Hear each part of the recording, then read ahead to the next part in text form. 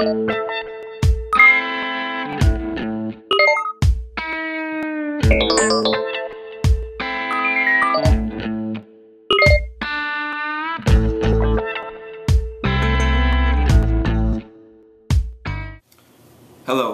I'm Monica Smith, and I'm about to take you on a journey exploring the iPod and its staying power in our society.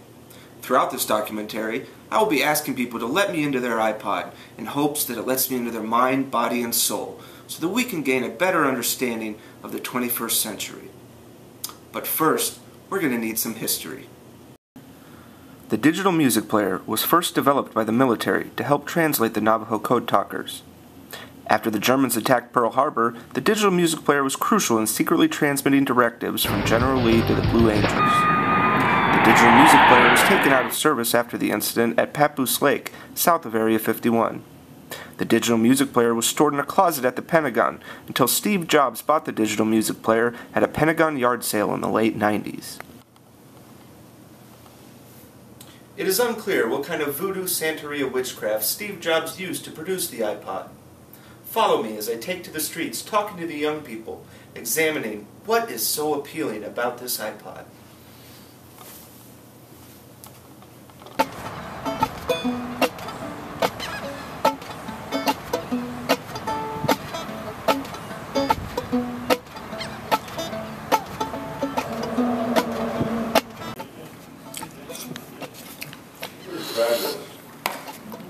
It's really good, Tom. Look at that.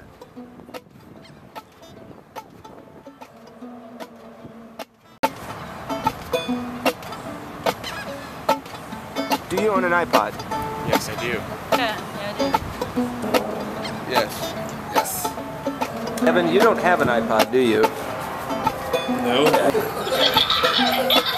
Yes.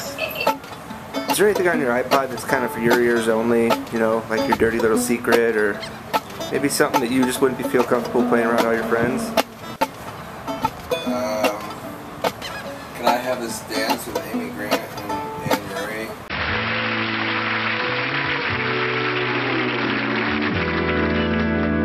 I'll always remember the song they were playing the first time we danced, and I knew. What do you think an iPod has become besides just a music player? Well, it's a way to like share your style and how you feel. Is there any songs on your iPod that maybe if you were the boys cruising around and your shuffle was on and they came on, they might look at you a little funny? That guilty pleasure. That Kesha song. That's all you need. Wake up every morning feeling like P. Diddy. I got my glasses on the table. Get it. Gonna hit this city. When I wake and I bake, put my bottle of gin, and I ain't going back, cause I ain't commit this sin. Talking pedicure on my toes. Make up on my nose. Before the pose. Well done. Is there anything on your iPod you would be ashamed to play in front of your parents? I have a few albums by the band called Horse the Band, which is like a hardcore Nintendo core band, and one of their songs is, Hold on a minute, hold that thought. Nintendo core, please explain.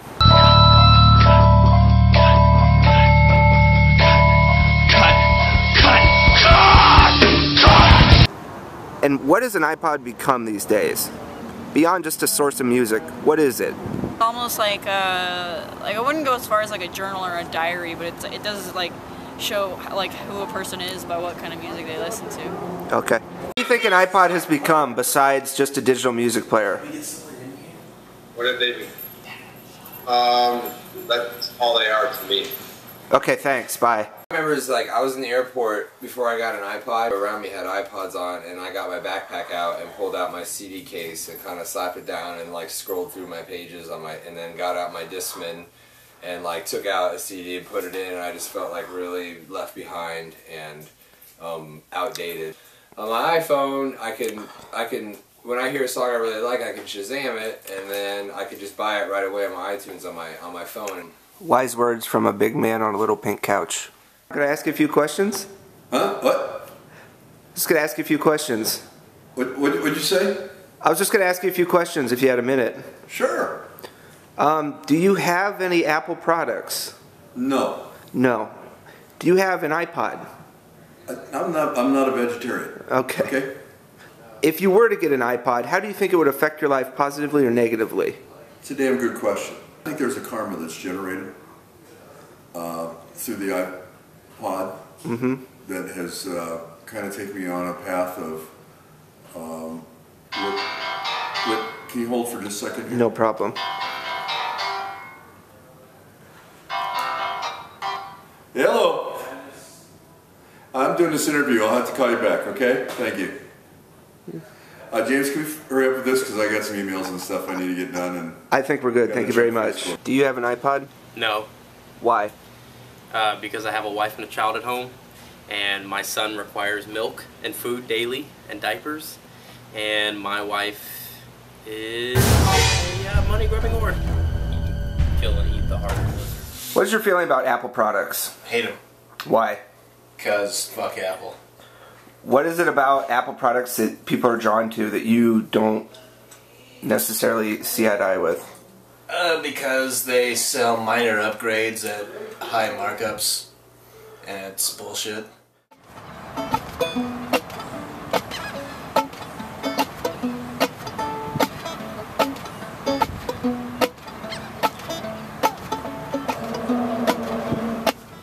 So what is your take on this whole iPod situation? Well, I'm glad you asked. You know, to start off, let's begin with Darwin's theory of evolution. We as human beings have evolved over time. Our bodies adapt. But this process is slow. This isn't a heart. And the body has been conditioned to take in fat because of the evolutionary process that if we were able to store these fats, we would be able to survive. Taste buds grew to a taste of what was sweet and what gave us the most energy or fat for us to be able to do with. And let's bring it full circle. And now that our bodies are able to do that, which used to be an element for us to survive, it is now causing heart attacks. Our ears have evolved in a similar slow fashion. The ear can almost understand, if that's the correct word there, to understand what your ear can understand. Earbuds in your ear. It's not from that, okay? Because that's not how we've evolved. You know, they say that dogs can hear pitches that humans can't. On a side note, I often, in my class, go off onto you become less and less able to hear. An interesting fact that is how it's set. The crime rate in cities and the number of children. That's not because of the iPod. I also like Little Black Eyed Peas. Thank you very much. They're just catchy. Thank you, John. That was enlightening. Self-expression, portability, personalization all seem to be the key components into what makes an iPod special. However, no matter what the future brings with advances in the iPhone and iPod, it still takes that special person to get behind the computer and make it theirs. I'm Monica Smith. Thank you for watching.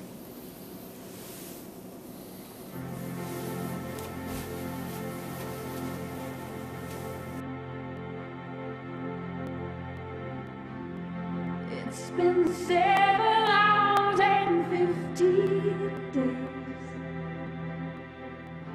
since you took your love away.